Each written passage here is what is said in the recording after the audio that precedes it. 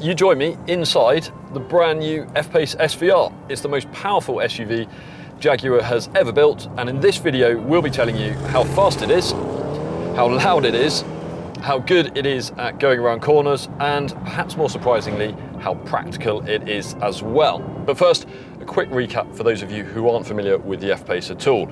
It's the larger of two SUVs in Jaguar's lineup, the smaller being the E-Pace, and it's been on sale since 2016. It's roughly the same size as an Audi Q5 or a BMW X3, and it's always been one of the most fun cars in the class to drive. And actually, right now, you can save quite a lot of money on the regular F-Pace. So if you are in the market for one, or indeed any other new car, make sure you head over to our website, whatcar.com, or click the link up there at the top of the screen to find out how much you could save, because let's face it, it's a lot easier than trying to haggle with a dealer.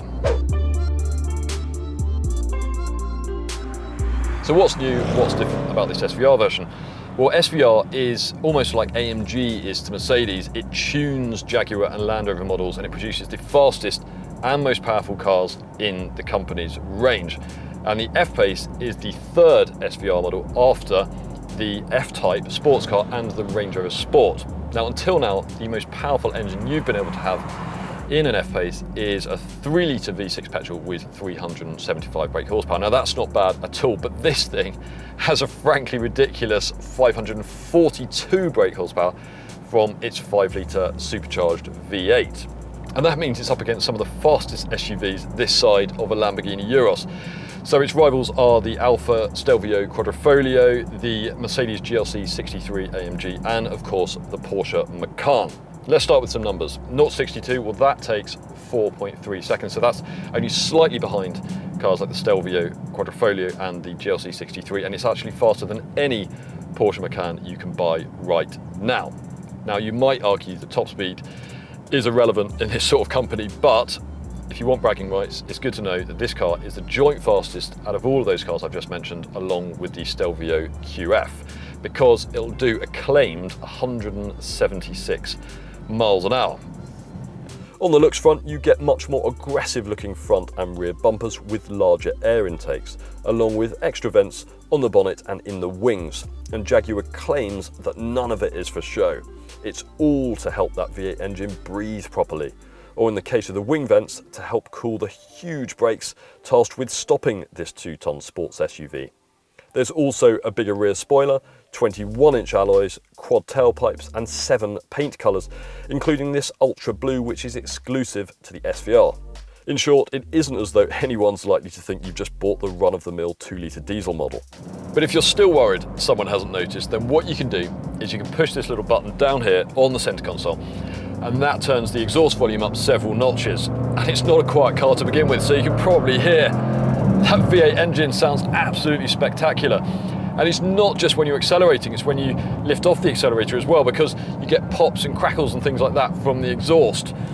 And let's face it, this car isn't going to be cheap to run. It's not economical by any standards, so you want to be able to hear that engine, and you really can hear. Now, as I just said, this is not a quiet car at any time, but if you press the button again, you can at least calm everything down so it's not too embarrassing when you go through small villages like I am here and you're not upsetting any locals or anything like that. What about ride comfort? Well, Jaguar actually told us in a presentation earlier on that what it was trying to create was a car that owners could take the kids to school in the morning and not absolutely hate the experience, but then on the way home or later on in the day could go for a drive and really have some fun. And we reckon they've struck that balance pretty much perfectly, because although this car is firmer than a regular F-Pace, it's got stiff suspension at the front and the rear, and this particular car I'm driving now has 22-inch alloys as opposed to the 21-inch wheels you get as standard. In towns, in cities at low speeds, you do notice yourself being jostled around a bit. But actually, when you get the car on some faster roads like I'm on now, then it really starts to flow and it rides really well. And actually at any speed, it's more comfortable than something like a GLC 63 AMG, which is really stiff and firm.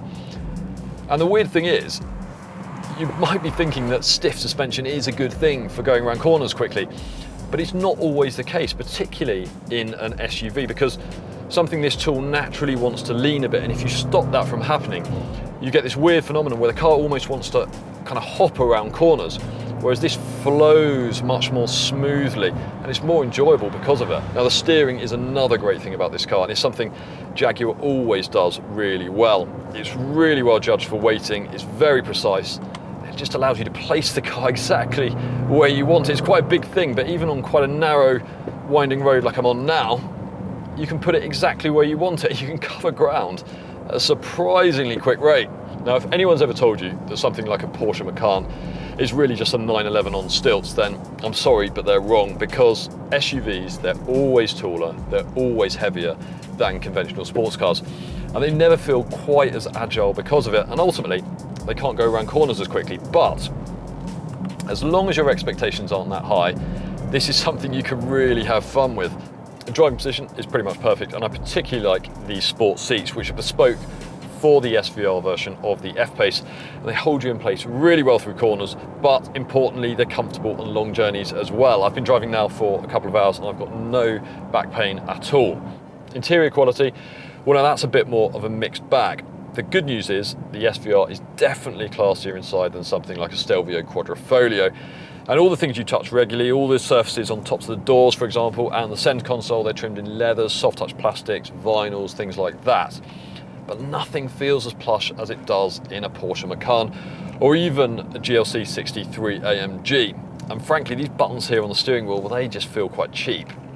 But as well as the looks, if you're choosing one of these over a performance saloon, an Alfa Giulia Quadrifoglio or a Mercedes C63, for example, chances are it's because you need something a little bit more practical.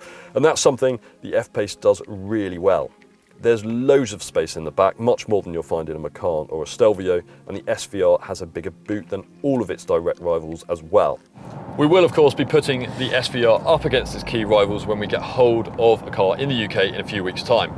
But until then, for lots more information on this car, head over to our website whatcar.com or click the link up there at the top of the screen to read our detailed 4-point review. Thanks for watching, and if you've enjoyed this video, then give us a like and hit the subscribe button so that we can let you know every time we publish a new video.